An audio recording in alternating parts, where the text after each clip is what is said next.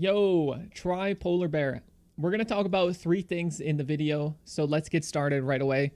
First thing is going to be how and what you need to do this kind of breach run, exactly the supplies and whatnot. It's super simple. The second thing, it's going to be exactly how much you'll make from doing this breach strategy. And then the third thing, I'll do a little example showcase to kind of show you what it looks like to do these breaches inside of a map.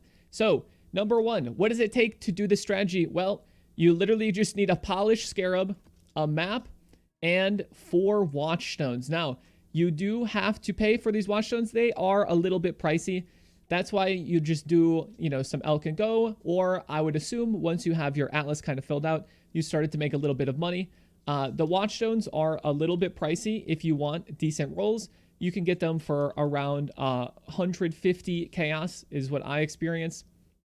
For lesser rolls, you could go all the way down to 60. Although I didn't check lesser rolls, I just bought 4 at 150, which is a little bit pricey. But to make more money and to make money this easily and kind of passively in this zone, you do have to spend a little bit. So keep that in mind. It'll be about 150, or this guy has it up for an Exalts. That would be a yoink. Something around those. And you do want 4 of these because these Watchstones will make breaches in areas belong to Chayula. So once you have these Watchstones, which is an upfront cost, but you can sell these back because they are worth something, right? These Watchstones make money. So when you're done with this strategy, if you want to move on to something else, feel free to sell these, right? It's like trinkets from Heist. You buy the trinket, you get Exalts from the trinket in Heist, then you sell it back. It's the same with these Watchstones, or any Watchstones really, because they are more difficult to roll, so they have some inherent value in them alongside, this Chayula Breachstone stuff. So just grab yourself some of these, 80 to 90% rolls. They don't have to be perfect, but obviously the higher the roll, the better it is. So if you can get a better roll, then you should. And that's all you need. It's so nice, actually. I love it, right? You just roll your maps. You buy a bunch of polished breach scarabs. These are super, super easy. In bulk right now, you can get them for 5. I got mine for 6. There's a lot of people selling at 6, right? We have 30, 50, 39, 37, 39. Super, super simple. Even if it goes all the way to 7, still profitable, right? This guy has like 100 polished breaches. Lots and lots of polished breach stones for this strategy. So that's exactly what you need. Let's talk about how much you can make from this strategy. So I spent about 6C per Scarab.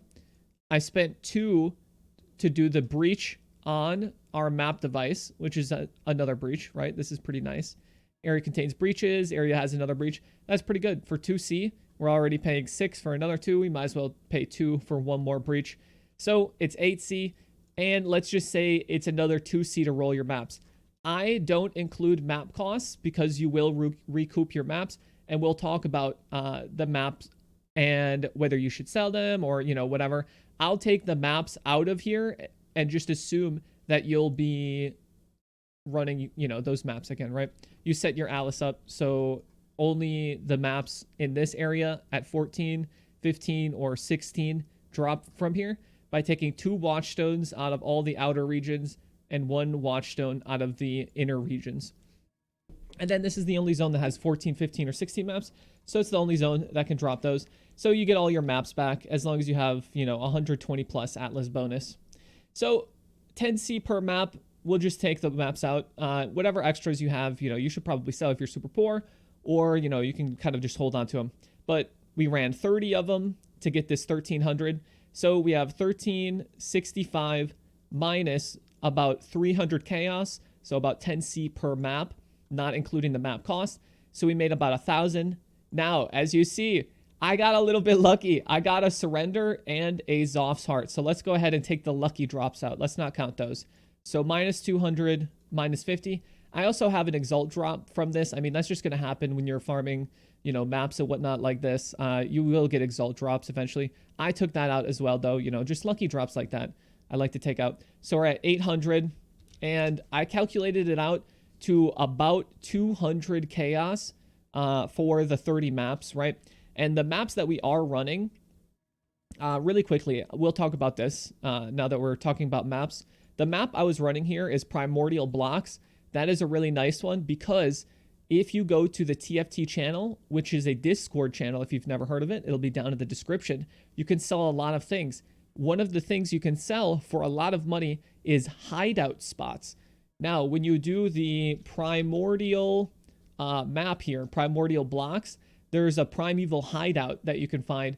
Each portal there, if you've saved all 5 portals and find the hideout, it is, I've heard 1 in 300 to 1 in 600 or something like that. All right, if you do find it though, you get 5 exalts for every portal. It's really dumb. So I was fishing for those portals. Primordial blocks isn't the best map.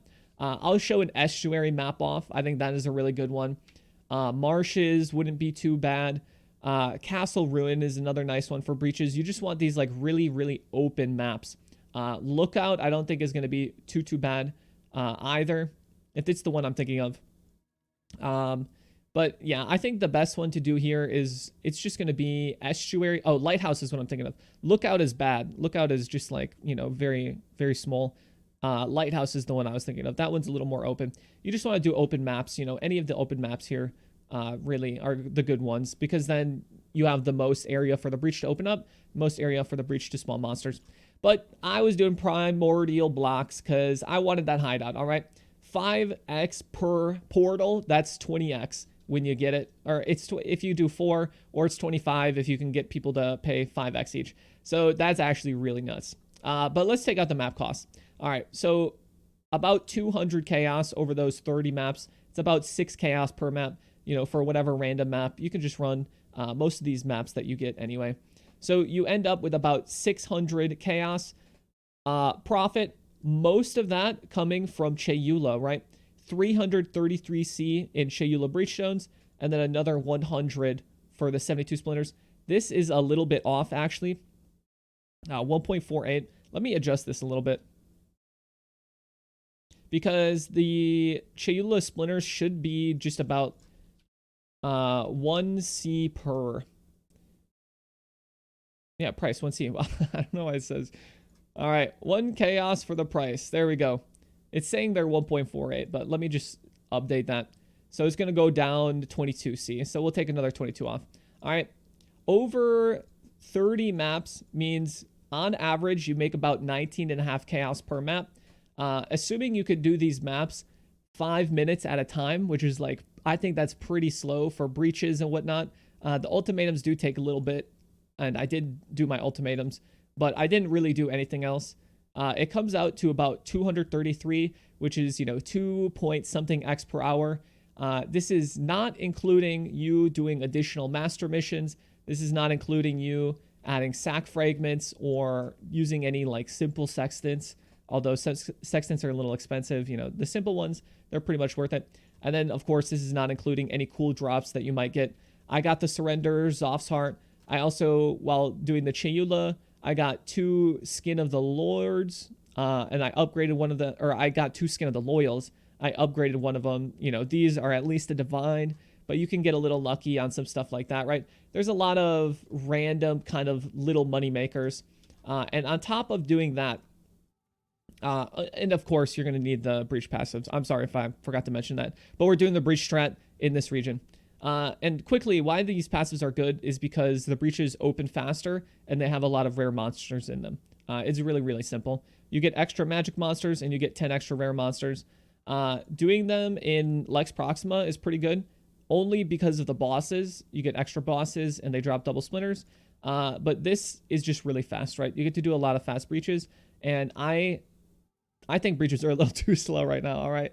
So it's nice to do the fast breaches. It makes it feel a lot better. And if you did the like teal blights, it kind of reminds me of that before they like nerfed them, where the blight, like everything in the blight opens up right away. The breach opens, all the monsters are there like almost right away. It's almost a little bit too fast. It's a little hectic, clicking all the hands as fast as you can, killing all the monsters and whatnot. But it makes it fun, right? Breaches, this makes breach fun. All right, I like it. You'll also get smuggler caches and chance to have fully revealed blueprints and extra blueprint chances. And then, you know, your rogue markers. This did not count any of that stuff either, right? So this is 233 chaos per hour at 5 minutes per map, not including lucky drops, not including stuff like your contracts, which you can sell for 5+ C each, or the blueprints, which you can get a little bit of money for, and a lot of bit of money if they are fully revealed. I didn't get a fully revealed one, but I got a couple, decent ones here. This, 10 currency rewards, that is definitely worth something.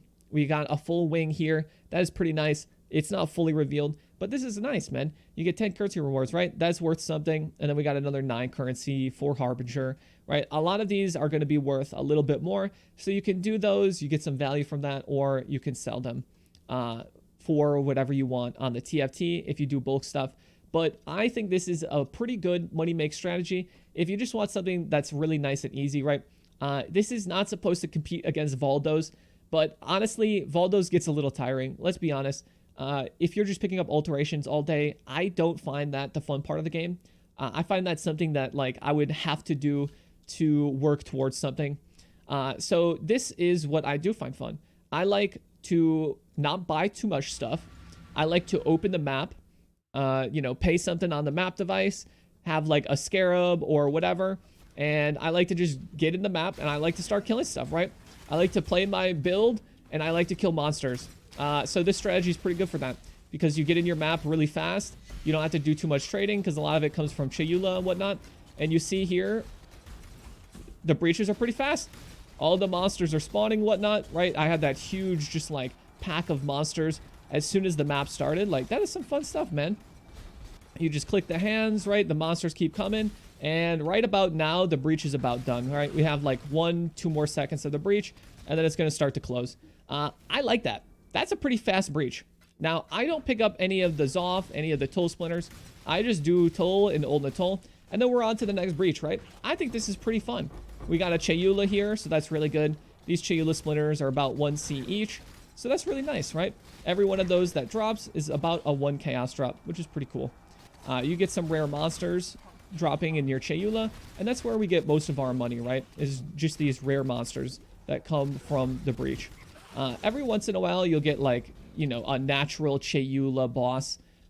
That's really cool because then he can drop some of his uniques, and then he also drops a bunch of Chayula Splinters as well. So generally, the Chayula breaches, you'll make whatever the cost of the polish back, right? We've got 10C there. That more than paid for the map device and the polish breachstone.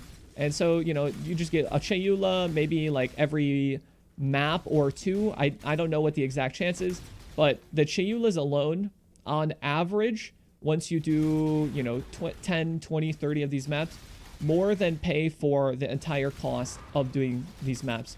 So everything else is kind of just like a bonus. All right, you make money off the Chayula, and then maybe you get some extra uniques like I did, or, whatever else comes from just doing the maps and whatnot. I think this is a pretty fun way to make a little bit of money. I like it.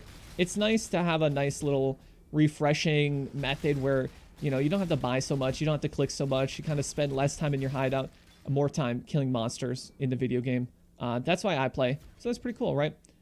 This entire map, it didn't really take too long, right? The breaches were super fast.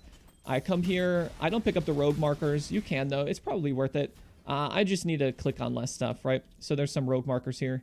That's like 400 rogue markers. So if you were to pick these up and include them in your costs and whatnot, I guess they're like 1,000 to 1.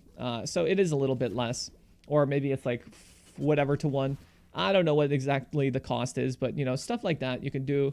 And then the Trial Master, if I wasn't recording a video, or whatever, I'd be doing my Trial Master. But you see, like, I don't know, the map took a couple minutes. Maybe you do your Trial Master and it takes like 2 more or something. But then you're done, right? We're done with the map. We didn't get any cool extra breach procs. We got a Chayula, the old Natols are cool. There's a lot of nice little, variants and whatnot getting random uniques. It's overall just like a lot of fun. I like this, and I think it's a good one to do, if you're a little poor or if you're kind of just getting stale on something else. It's really simple to set up. It's just the 4 Watchstones and polished breachstones. It gets you there, and it's a nice one. All right, I'll catch you guys in the live stream though. All right, goodbye everybody.